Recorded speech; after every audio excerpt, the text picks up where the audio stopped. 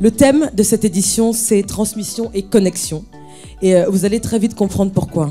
Nous sommes toutes réunies ici, c'est vrai, nous sommes à Paris, mais nous sommes toutes d'origine africaine, soit enfants de la diaspora, soit immigrés.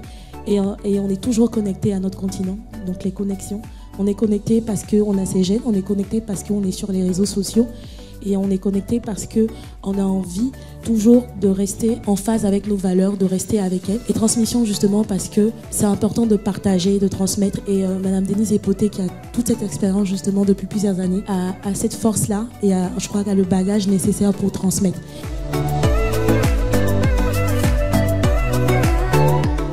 Mais je crois qu'il y a une règle qui pour moi est une règle d'or, hein.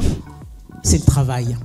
Je crois qu'il n'y a que par le travail que vous imposez, et même vos pires ennemis vous déroulent le tapis rouge quand ils reconnaissent que vous êtes une professionnelle.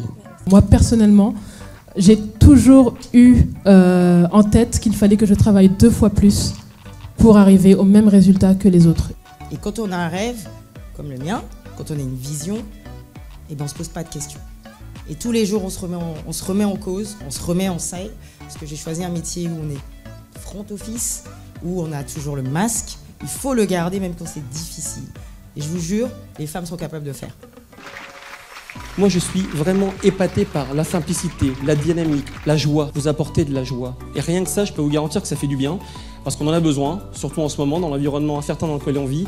Et je pense que, eh bien, à travers ce type d'événement, vous allez aussi pouvoir donner une image forte, différente et entrepreneuriale de l'Afrique. Ce qu'on retient, c'est qu'il y a une vraie sororité entre les femmes de la diaspora et qu'il y a beaucoup d'humilité, beaucoup de volonté d'apprendre.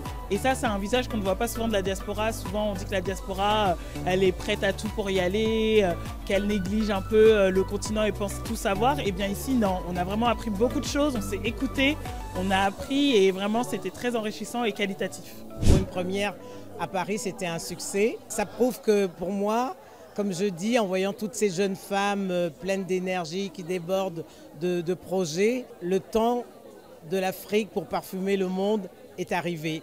Et il se fera grâce aux femmes, parce que ce sont elles qui sont à la fois le présent et l'avenir de ce continent. C'est une chance pour l'Afrique. Je pense qu'une jeune femme doit suffisamment assumer ses ambitions pour être sûre qu'elle choisit un conjoint qui pourra assumer la femme qu'elle peut devenir. Donc l'objectif, il est déjà là. Il faut qu'on s'inscrive dans le paysage au moins pendant 5 ans. Ça ne sert à rien de t'entourer de personnes qui ont les mêmes problèmes que toi. Il y a un temps pour tout, un temps pour vous, un temps pour le travail et un temps pour vos familles.